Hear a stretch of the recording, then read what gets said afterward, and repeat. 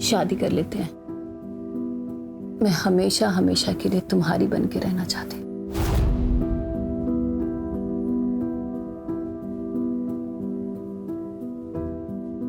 चल कर लेते हैं, पर तुम्हें आशीष को डिवोर्स देना होगा।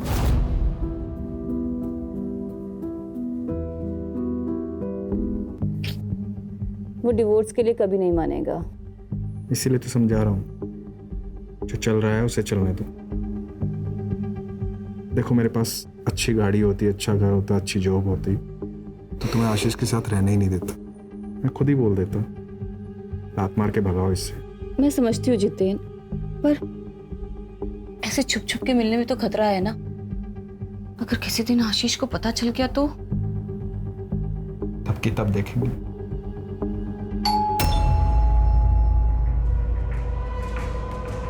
हे भगवान, वो आज इतनी जल्दी कैसे आ गए? तुम चुप हो जल्दी से।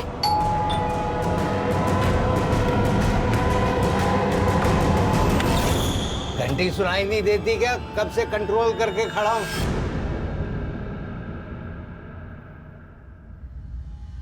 यहाँ टंकी फुल है मेरी, अभी खोलती नहीं तो यहीं टंकी खाली कर देता।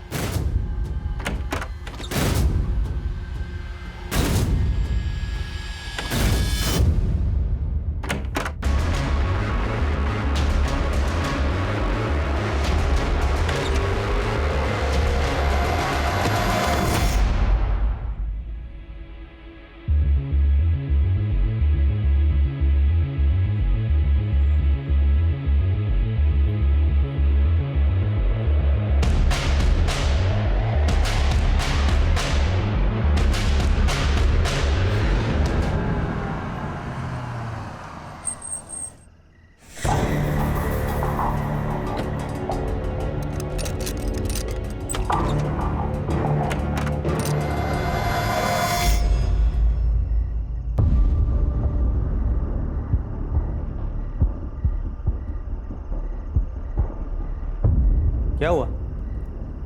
सब लोग ऐसे क्यों देख रहे हैं? मैं कोई चोर हूं क्या? हम कब से तुम्हारा इंतजार कर रहे हैं। 2 साल हो गए तुम्हें जॉब छोड़े हुए, अब तक तूने दूसरी जॉब भी नहीं पकड़ी।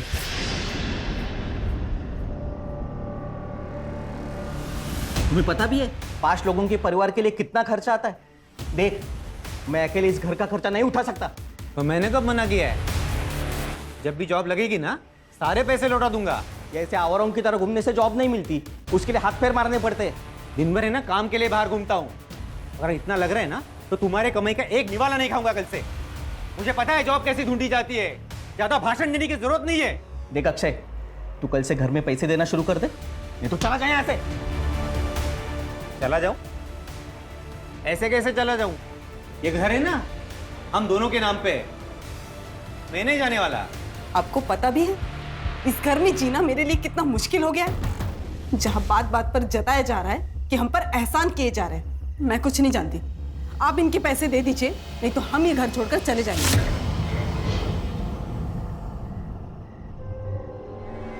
कोई कहीं नहीं जा रहा है। मेरे बेटे मेरे साथ एक ही छत के नीचे रहेंगे। हाँ तो पूछिए नहीं इससे, जॉब नहीं करता तो दिन भर कहाँ घूमता रहता है? दिन भर जहां भी रहता हूं ना, आपके लिए अच्छा ही है ना। मेरे हिस्से का 2 वक्त का खाने का पैसा बच जाता है। कैसी बात कर रहे देवर जी? अनुराग ने कब आपको घर में खाना खाने के लिए मना किया?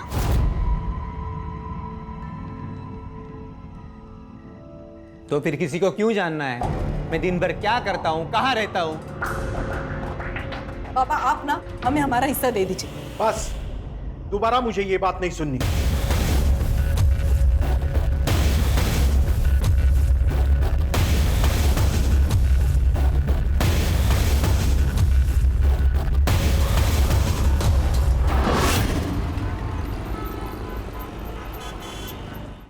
सुनिए, वो मुझे कुछ पैसे चाहिए थे, वो घर का थोड़ा सामान लेकर आना है। अभी 2 दिन पहले ही तो दिए थे 1000 रुपए। सुनो, क्या 2 दिन पहले? हाँ, जैसे तुम्हारी दारू महंगी हो रही है ना, घर गृहस्थी का सामान भी महंगा हो रहा है। दारू पीने के पैसे हैं तुम्हारे पास, पर घर गृहस्थी के सामान के लिए पैसे नहीं है। हाँ नहीं है पैसे, कर ले जो करना है। अरे, मैं तुम्हें जाने नहीं दूंगी। मुझे पैसे चाहिए, मतलब पैसे चाहिए। हाथ छोड़, हाथ छोड़। अरे सुनो,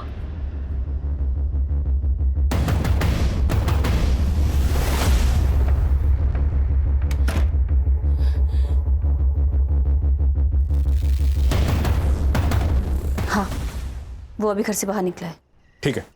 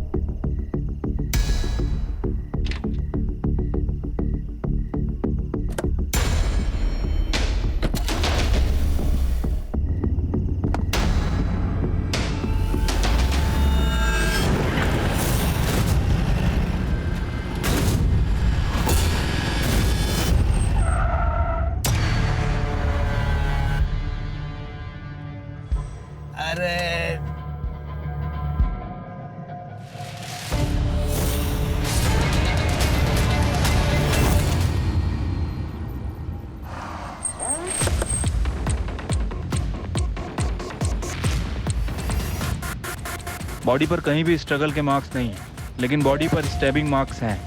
शायद मर्डर नहीं चाहता था कि कोई इसे पहचान सके।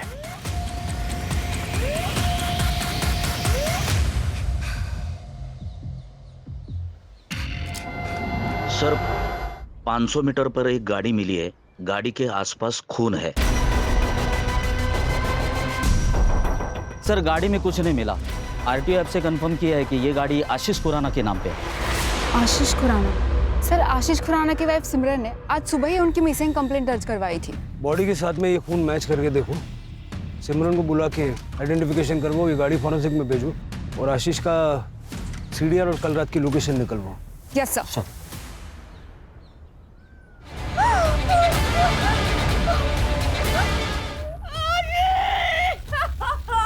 तृप्ति,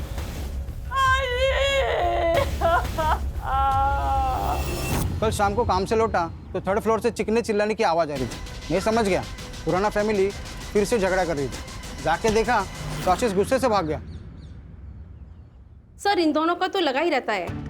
आशीष शराब पी के आता है और फिर दोनों मियां बीवी में झगड़ा होता है। लेकिन कमाल की बात तो ये है सर कि कभी दूसरे आदमी के साथ झगड़ा हुआ ही नहीं।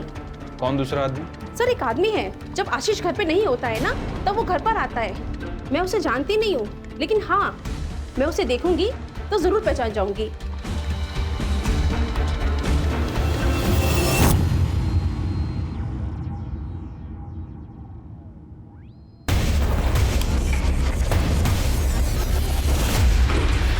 तो आपके हस्बैंड मिस्टर आशीष खुराना उस शाम को 7 बजे घर से बाहर निकले थे और फिर वापस लौटे ही नहीं। जी सर, हर दिन वो आधी रात को घर वापस आते थे। सर उस दिन मैंने फोन किया उन्हें तो उन्होंने कहा कि वो आधे घंटे में आ रहे हैं। सर उसके बाद मेरी आंख लग गई थी तो रात के करीब 3 बजे मेरी आंख खुली। वो घर वापस नहीं आए थे। मैंने उन्हें फोन किया पर सर सुबह तक उनका कोई रिस्पॉन्स नहीं आया। फिर सर मैं पुलिस स्टेशन चली गई। देर रात तक घर से बाहर रहने की क्या वजह थी? कम? नहीं सर, उन्हें शराब पीने की लत लगी हुई थी। शुरू में वो घर पर ही शराब पीते थे। जब मैंने रोका तो बाहर जाने लगे और फिर हर दिन वो नशे की हालत में घर वापस आते थे। काम क्या करते थे वो? सर वो बैंक में जॉब करते थे। 2 साल से उनके पास कोई जॉब नहीं थी तो हमने पड़ोसियों से सुना है कि जब आशीष घर पर नहीं होते थे तो अक्सर आपको एक व्यक्ति मिलने के लिए आया करता था। कहीं ऐसा तो नहीं कि उस व्यक्ति के साथ मिलके आपने आशीष को? व्यक्ति? सर ये आप ये क्या कह रहे हैं? आप मुझ पे मेरे पति की मौत का इल्जाम लगा रहे हैं। फिर आप ये इन पड़ोसियों की बातें सुनकर मुझ पे इल्जाम लगा रहे हैं। सर इनका तो काम होता है किसी के लिए कि कुछ ना कुछ कहना। सर ये तो बस जले पे नमक छिड़कते हैं।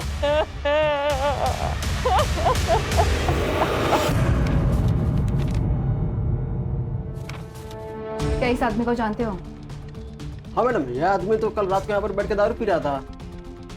करीब 11:15 बजे ना वो यहाँ से निकल गया। अब अकेला था या इनके साथ कोई और भी था? नहीं, अकेला था वो। मुझे सीसीटीवी फुटेज चेक करना है। ठीक है, कर सकते हो।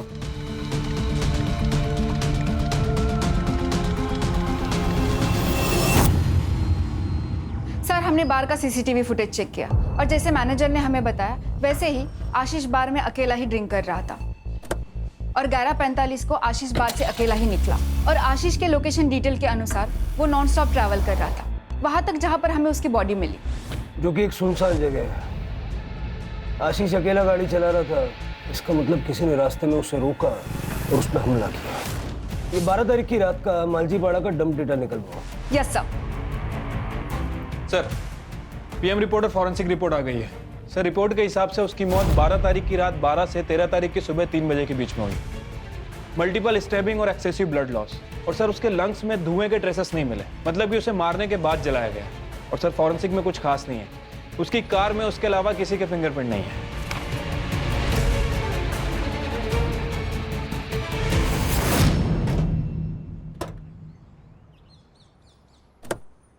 तू पहले मेरी बात सुन, मुझे कल शाम तक हर हाल में फैसला चाहिए। तू बस टाइम बोल, मैं पहुंच जाऊंगा। हाँ ठीक है। नागेश कोणाशी बोलतोय? कहीं फिर से वही? आई तू कशाला घाबरते एवढं?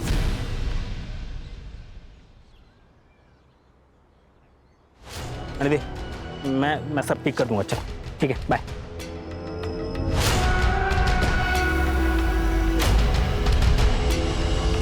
सर आशीष के कॉल रिकॉर्ड के हिसाब से उसे लास्ट कॉल किसी अक्षय संपत का आया था और बार से निकलने के 15 मिनट पहले तक वो उसी से बात कर रहा था। बार के सीसीटीवी फुटेज में भी दिखा है सर। अक्षय संपत? हाँ सर, और इसके कॉल रिकॉर्ड में किसी जितेन शाह का भी नंबर मिला और ये तीनों लगातार टच में थे। इनफैक्ट दिन में 2 से 3 बार बात भी किया करते थे। डंप डेटा का क्या हुआ? सर आज शाम तक मिल जाएगा। सर मैं जितेन और आशीष बरसों पुराने दोस्त थे। मुझे तो अभी भी यकीन नहीं हो रहा कि आशीष अब हमारे बीच नहीं है। 12 तारीख की रात को आप दोनों के बीच काफी बातें हुई थी फोन पे। क्या बात हुई थी? सर जनरली ऐसे ही फ़ोन किया था, इधर उधर की बातें की और रख दिया। उस वक्त तुम कहाँ थे? मैं घर पे ही था।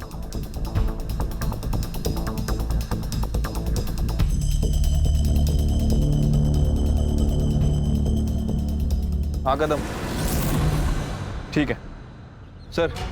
ये जितेन के पेरेंट्स का कहना है कि 13 अक्टूबर को वो सूरत गया था काम के सिलसिले में। मर्डर के नेक्स्ट डे बाहर चला गया। उसको फोन करके बुलवाओ और ये अक्षय की स्टोरी चेक करो।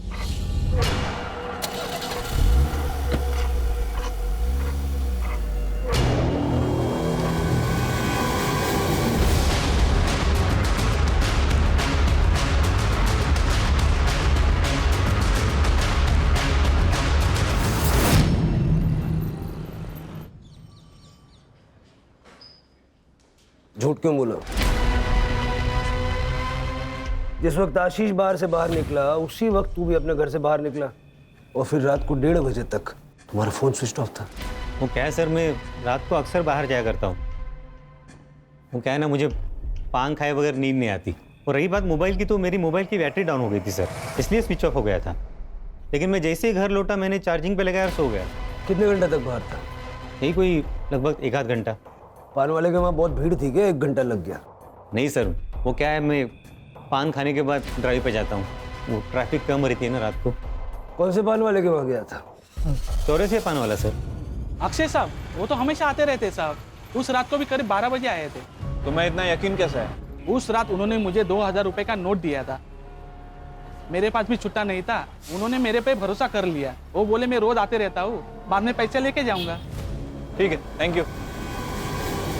हाँ, अक्षय तो दिन रात घर से बाहर ही रहता है। घर में तो बस खाना खाने आता है। पता नहीं कौन से बिजनेस की प्लानिंग कर रहे हैं। हमारी तो छोड़िए, उसकी खुद की पत्नी भी परेशान रहती है। मतलब दिन भर वो काम की वजह से घर पे नहीं होता है। सालों से उसे पान खाने की आदत है, तो रात को 1-2 घंटे के लिए वो बाहर चला जाता है। सर पूरे घर का माहौल खराब करके रखा इसने। इसकी इन आदतों की वजह से हमने पूछना भी बंद कर दिया है।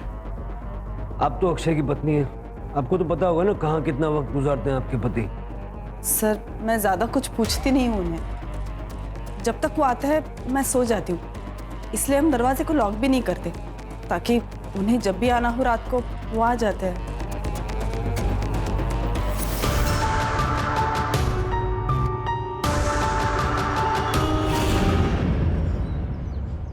अगर अक्षय ने आशीष को नहीं मारा है तो फिर कौन हो सकता है? ये जितिन का है? सर कल आ रहा है। सर डीएनए रिपोर्ट आ गई है, वो बॉडी आशीष की है और मैंने उसका बैकग्राउंड भी चेक किया। उसे शराब पीने की लत थी, इसके अलावा सब कुछ नॉर्मल है। कदम, ये जितिन के घर के बाहर नजर रखने के लिए कांबले को भेजो। जैसे ही वो घर पे पहुंचेगा उसको सीधा पुलिस स्टेशन लेके आओ। Okay sir. आशीष की वाइफ सिमरन, उसका क्या हुआ? सर उसकी सीडीआर चेक की, एक नंबर मिला है जिससे वो लगातार बात करती है। इंक्वायरी की तो पता चला कि उसकी बहन रश्मिका भल्ला का है। नॉर्मल बात है सर, लेकिन हर दिन घंटों घंटों बातें करना और एक ही दिन में 2-3 बार बात करना, ये थोड़ा अजीब नहीं लगता है? रश्मिका और सिमरन दोनों के सीडीआर और लोकेशंस निकलवाओ। सर, और इसके पास और एक जली हुई बॉडी मिली है।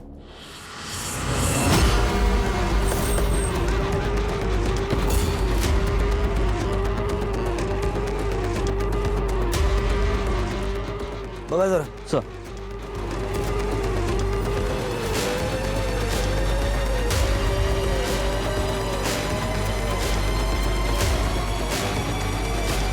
सर, बॉडी को पेट्रोल से जलाया गया है और बॉडी की कंडीशन देख के लगता है कि लगभग 12 घंटे पहले मौत हुई है, यानी कि मर्डर कल रात को हुआ है। सर, गाडीमध्ये काहीच सापडलं नाही। ये गाडी अक्षय संपत के नाम पे है। परिवार वालों को बुला लो।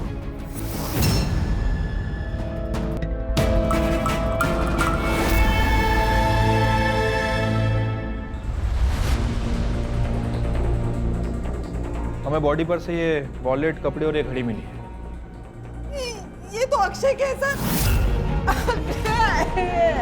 हमें आप लोगों का डीएनए टेस्ट करना पड़ेगा ताकि पता चल सके कि अक्षय की ही बॉडी है।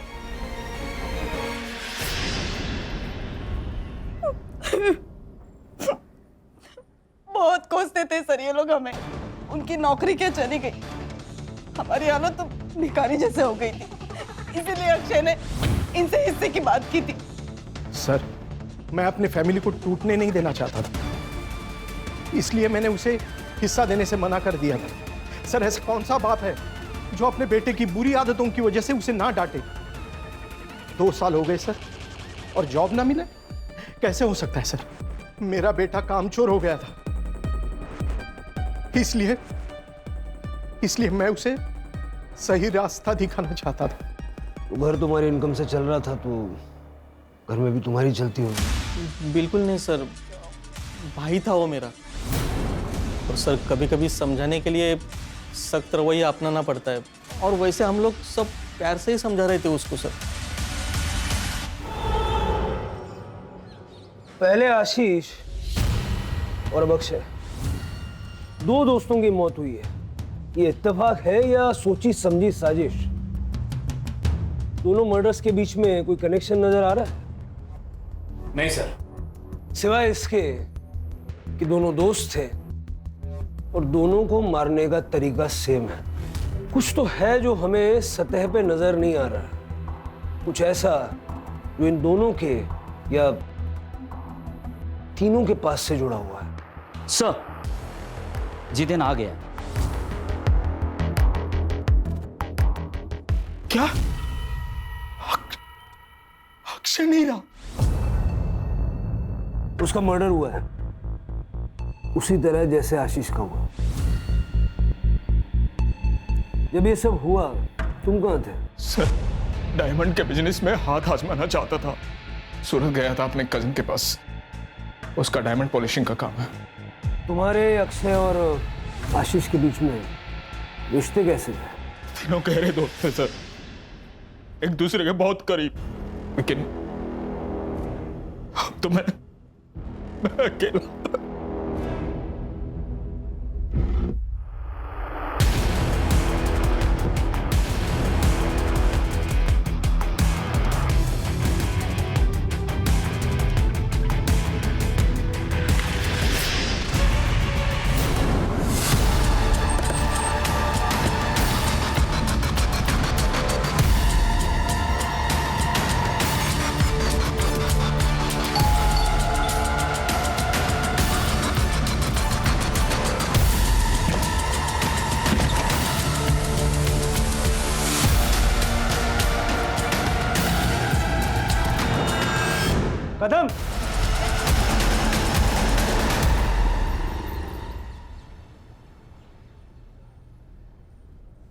तुम्हारे साथ क्या हुआ था?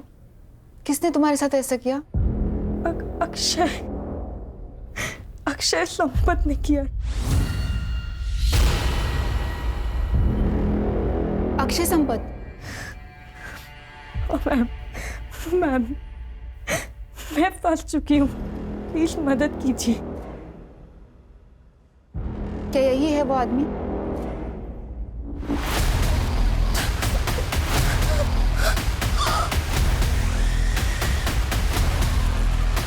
सर प्लीज आप बाहर जाइए। 15 अक्टूबर की सुबह हमें अक्षय की बॉडी मिली और पोस्टमार्टम के हिसाब से अक्षय की मौत को 12 घंटे बीत चुके थे, यानी 14 अक्टूबर की रात को ही अक्षय की मौत हो गई थी। तो वो 15 की सुबह प्रियंका का रेप कैसे कर सकता है? सर लेकिन अक्षय की फोटो देख के भी प्रियंका ने कंफर्म किया है। लेकिन कदम ऐसा भी तो हो सकता है कि शायद प्रियंका किसी के कहने पर अक्षय को फ्रेम कर रही है। प्रियंका का बैकग्राउंड चेक करो। Yes sir. सर प्रियंका के घर की तलाशी ली, ना ही कोई बड़ा अमाउंट मिला है ना ही कोई बड़ी ज्वेलरी। घर का बेसिक सामान है सर, और थोड़ा बहुत पैसा है। हाँ सर, प्रियंका ने ये फ्लैट रेंट पे लिया था, लेकिन डील के वक्त तो 2 आदमी आए थे। कौन 2 आदमी थे? सर मैंने प्रियंका के बैंक डिटेल्स चेक किए। अक्षय संपत के साथ साथ एक और आदमी प्रियंका को मंथली अलाउंसेस दे रहा था। कौन? सर ये सच है कि प्रियंका से रिलेशन बनाने के लिए मैं उसे पैसे देता था, पर इसमें गलत क्या है? ये मेरे और उसके बीच की सेटिंग थी। सही गलत के बारे में तो मैंने पूछा ही नहीं। मैंने सिर्फ इतना पूछा कि ये सच है या नहीं। आशीष का क्या? आशीष का इस मैटर से कोई लेना देना नहीं था। प्रियंका वाले मामले में मैं और अक्षय इन्वॉल्व थे। प्रियंका ने कहा कि 15 अक्टूबर की सुबह अक्षय ने उसका रेप किया। कैसे हो सकता है? क्योंकि अक्षय तो 14 अक्टूबर की रात को मर चुका था। उसके पूरे शरीर पे चाकू से वार किए गए और बाद में पेट्रोल डाल के उसे जला दिया गया। और वो बॉडी अक्षय की ही थी, क्योंकि उसका डीएनए उसके फादर के साथ मैच हो गया। तो इस बारे में अगर तुम कुछ भी जानते हो, ये सही वक्त है, बता दो। सर ये हो कैसे सकता है? मेरी तो समझ में कुछ नहीं आ रहा। मैं समझाता हूँ। तुमने और प्रियंका ने मिलके अक्षय और आशीष को मारने का प्लान बनाया। तुम्हारा मोटिव क्या था? पैसा या कुछ और? सर ये आप क्या कह रहे हैं? आप इल्जाम लगा रहे हैं मुझ पे। मेरा इन दोनों मर्डर से कोई वास्ता नहीं है सर।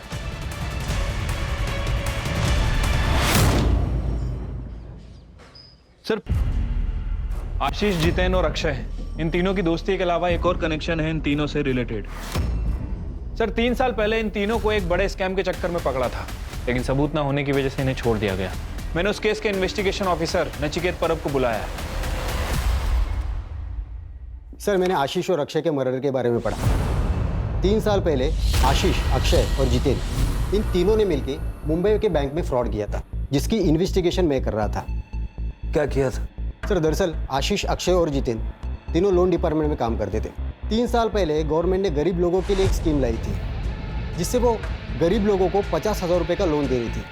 500 लोगों ने लोन के लिए अप्लाई किया था और उन सबके लोन इन तीनों ने पास किए थे। बैंक ने 2.5 करोड़ का लोन दिया था, लेकिन उन लोगों ने ये पैसा एक नकली एग्रो कंपनी में ट्रांसफ़र किया था, जो कंपनी इन्होंने बनाई थी। कई सारे वेंचर्स कैपिटल्स को इनकी नकली कंपनी का आइडिया पसंद आया और उन्होंने उस कंपनी में 10 से 12 करोड़ रुपए डाले।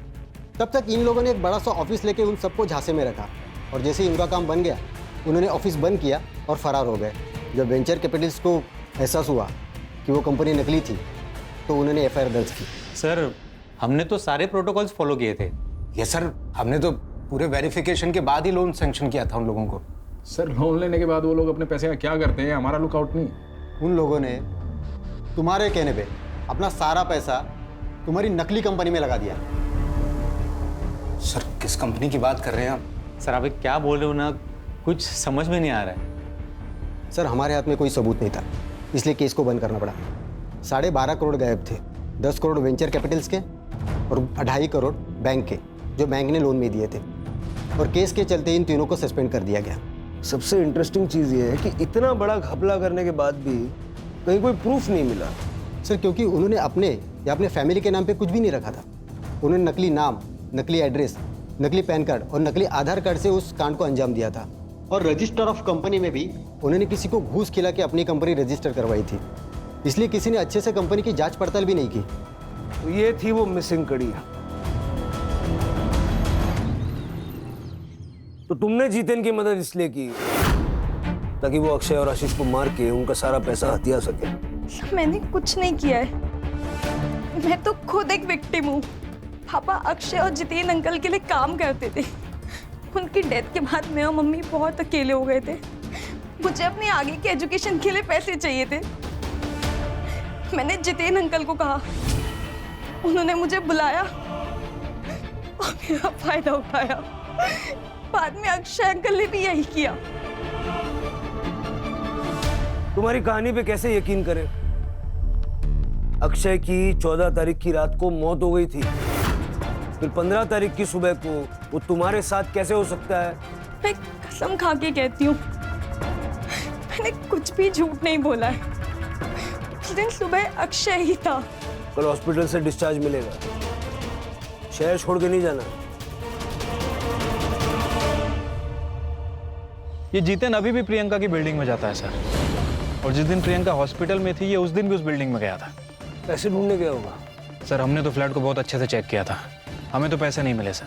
सिमरन से मिलने गया होगा। ये बिल्डिंग में तो रेगुलर जा रहा है और बिल्डिंग के सीसीटीवी में इसे देखा भी गया, लेकिन किस फ्लैट में जाता है ये बताना बहुत मुश्किल है। सर रश्मिका के सीडीआर रिपोर्ट आ गया है, सेम पैटर्न है। सिमरन से कॉल, दिन में कई बार और लंबे समय तक बातें की है। ये रश्मिका रहती का? सर आपकी बहन का और आपका रजिस्टर्ड एड्रेस सेम कैसे हो सकता है? वो आपके साथ रहती है? नहीं सर, सर मैंने मेरी बहन के नाम से एक सिम खरीदा था। पिछले साल तक वो यहीं रहती थी, फिर उसकी शादी हो गई और वो यूएस चली गई। वो नंबर आप कौन यूज करता है? जितेन। सर जितेन और मैं एक दूसरे से प्यार करते हैं। आशीष को पता ना चले इसलिए जितेन वो नंबर यूज करता था। ये जितेन का और आपका रिश्ता कब से चल रहा है? 2 साल से सर। जब भी आशीष बाहर जाता था तो मैं जितेन को घर बुला लेती थी। इसीलिए आपने और जितेन ने कोर्ट में शादी के लिए रजिस्टर किया है? सर मेरी और आशीष की शादी तो 6 महीने में ख़त्म हो गई थी। आशीष को मेरे साथ रहने में कोई इंटरेस्ट नहीं था। उसकी शराब पीने की लत, रोज़ की लड़ाई, सर मैं थक चुकी थी। और इसी दौरान मुझे जितेन मिला और मैं जितेन से अट्रैक्ट हो गई। और इसीलिए आप दोनों ने मिलकर उसे रास्ते से हटा दिया ताकि आप दोनों आसानी से शादी कर सकें। नहीं सर, नहीं।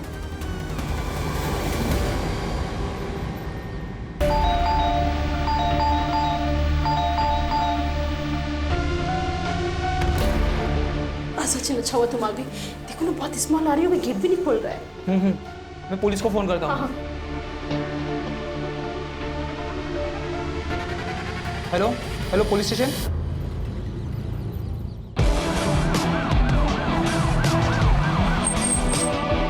अरे चला बाजू लगा, बाजू लगा पटकर। सर ये मकान मालिक है, इन्होंने फ़ोन करके मुझे बुलाया था। दरवाजे के अंदर से बदबू आ रही थी सर, हम आपके आने का इंतजार कर रहे थे इसलिए हमने दरवाज़ा नहीं खोला। एक चाबी होगी ना आपके पास? खोल लीजिए।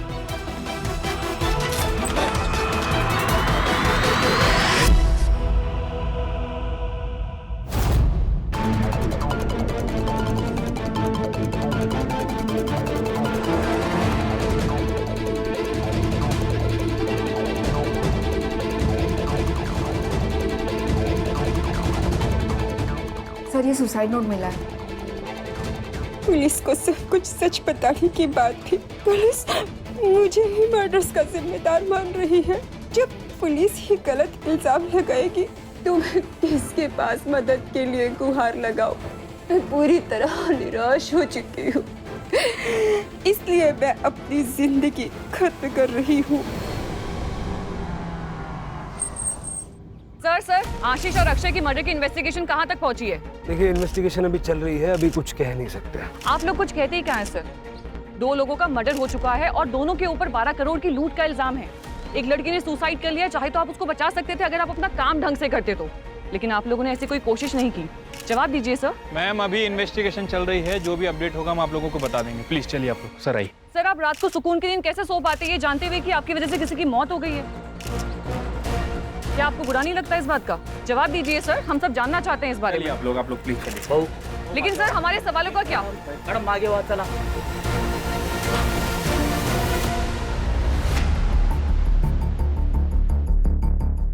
हो सकता है कि जीतेन और सिमरन ये दोनों इन्वेस्टिगेशन को भटकाने के लिए प्रियंका को मार के ये सुसाइड का नाटक रच रहे हैं। और अगर प्रियंका ने वाकई में सुसाइड किया है तो पोस्टमार्टम रिपोर्ट में क्लियर हो जाएगा। प्रियंका ने कहा कि अक्षय संपत ने उसका रेप किया, जबकि अक्षय तो एक दिन पहले ही मर चुका था। प्रियंका सच बोल रही थी। सर कसम से हमारे दिमाग में कभी ये ख्याल नहीं आया, और जिस रात आशीष का मर्डर हुआ उस रात 3 बजे तक मैं सिमरन के साथ था। कहानी बहुत अच्छी है, बहुत बढ़िया, लेकिन इस कहानी में ट्विस्ट है। 2 को-कॉन्स्पिरेटर्स की गवाही तो चलेगी नहीं। आशीष को मारा पैसों के लिए और प्रियंका को मारा हमारा ध्यान भटकाने के लिए। सर ये आप बार बार क्यों कह रहे हैं? जो मैंने किया ही नहीं उसको क्यों बुलवाना चाह रहे हैं आप मुझसे? सर ये गोविंद संपत परिवार की हिस्ट्री चेक की है, पता चला है कि गोविंद की गीता नाम की भाभी है। ये गोविंद गीता को कुछ पैसे भी ट्रांसफर किया करता था, और गीता का एक बेटा भी है, नागेश नाम है उसका। और गीता ने पनवेल पुलिस स्टेशन में उसकी मिसिंग कंप्लेंट भी कराई है। 14 तारीख से गायब है, 14 अक्टूबर से।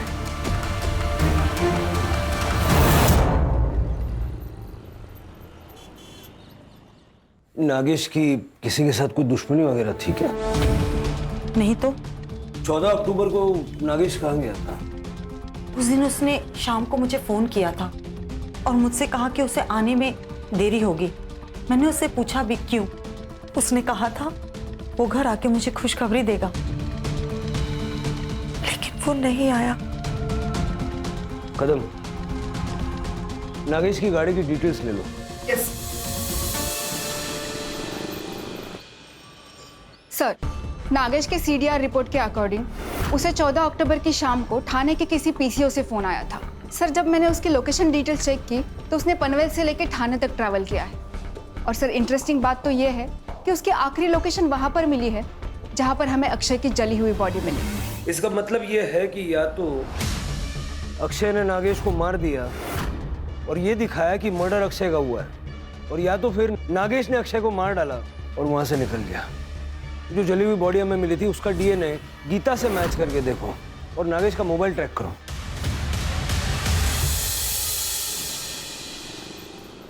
सर ये नागेश का फोन थोड़ी देर पहले पुणे में ऑन हुआ था, लेकिन स्विच ऑफ हो गया। सिम कार्ड डीलर को ट्रेस। सर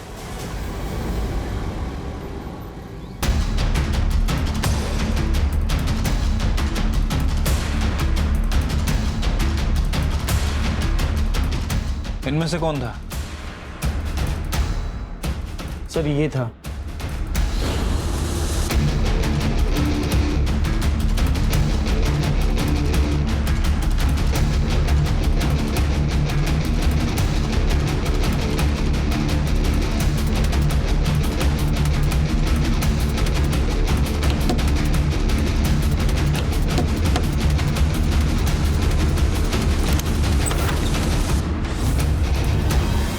मैं संपत परिवार के पड़ोस में ही रहती थी।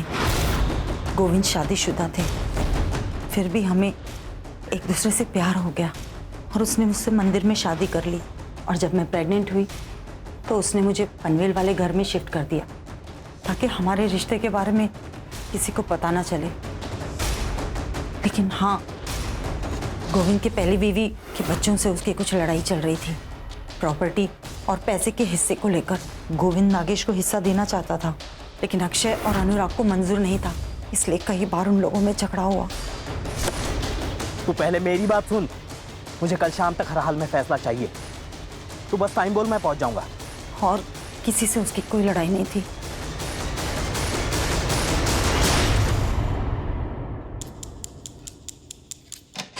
मुझे ये बताओ 12 तारीख की रात को क्या हुआ था?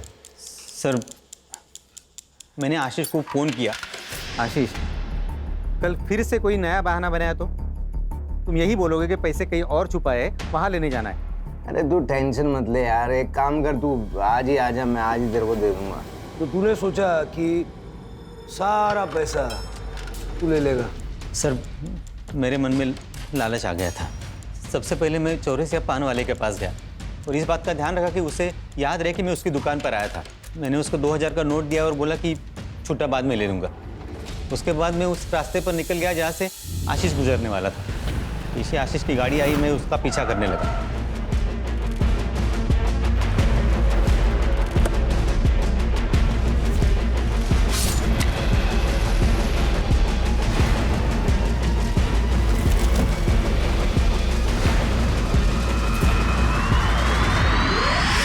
सर बैंक के फ्रॉड से हमें 12.5 करोड़ रुपए मिले थे। वो सारे पैसे हमने आशीष के पास रखे थे। नीरज और मैं बार बार उसे कह रहे थे कि हमें हमारा पैसा दे दे ताकि हम भी हमारी ज़िंदगी में आगे बढ़े, लेकिन वो हमेशा हमारी बात टाल देता था। साहब ये अक्षय आशीष को कुछ नहीं बोलता था, मैं ही उसके पीछे पड़ा रहता था। मैं कहता था अरे जब पैसा है और उसे इस्तेमाल नहीं कर सकते तो क्या फ़ायदा। मुझे नहीं पता था ये कमीना उसे मार देगा। तू भी कोई बड़ा दूध का धूला नहीं है, समझा ना? Control control. पैसा कहाँ छुपा है? सर ये सब करके मैं घर आ गया और पैसे गिनने लगा। तब मेरा भाई अनुराग, उसने मुझे देख लिया। मुझे उसे सब बताना पड़ा। तब अनुराग ने मुझे एक आइडिया दिया।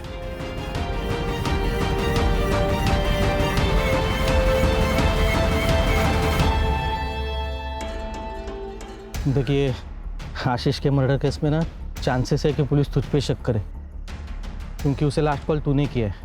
और ये भी हो सकता है कि वो जो पान वाला है वो तुझे याद नहीं रखे। तो फिर अभी क्या करना चाहिए? देख भाई, तुझे मरना होगा। क्या? अरे मतलब तेरे नाम पे किसी और को मरना होगा। लेकिन ऐसा है कौन? तो तुम दोनों ने मिलके नागेश को मारने का प्लान बनाया ताकि नागेश का और गोविंद का डीएनए आसानी से आपस में मैच हो जाए और ये प्रूव हो जाए कि मरने वाला तू है। सर नागेश ने पहले से ही प्रॉपर्टी के हिस्से को लेकर हमारे नाक में दम कर रखा था, तो हमने सोचा कि एक ही तीर में दो शिकार हो जाएंगे। 14 अक्टूबर को हमने नागेश को फ़ोन करके ये कहा कि हम लोग उसे प्रॉपर्टी के हिस्से में शरीक करने को तैयार है। उस बारे में बात करने के लिए हमने उससे थाना बुलाया।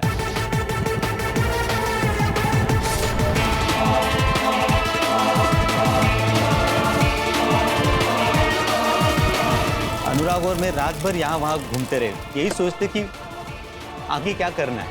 तब अनुराग ने मुझे बताया कि उसे सब कुछ सेट करने के लिए कुछ वक्त चाहिए। तो मैंने सोचा मैं भी अपना समय प्रियंका के साथ बिताऊं। लेकिन सर जब मैं वहाँ पहुँचा तब मुझे नहीं चाहिए पैसे, जाओ। किसे जाने को बोल?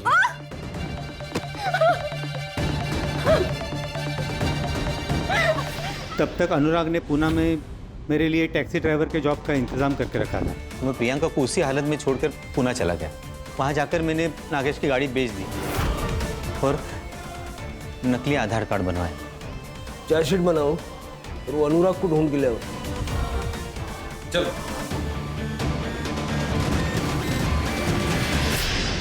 इतने गरीबों को लूटा, बैंक को बेवकूफ बनाया, करोड़ों रुपयों का गबन किया, अंत में क्या मिला? पैसा जरूरी है, लेकिन अनैतिक रूप से कमाया हुआ पैसा क्या वाकई आपके काम आ सकता है? सर जैसे आपने बताया था, मैंने प्रियंका के होम टाउन का एड्रेस निकाल के उसकी माँ को पानीपत में खबर पहुंचा दी है और उनको ये भी बताया है कि उनकी बेटी कॉल सेंटर में जॉब करती थी।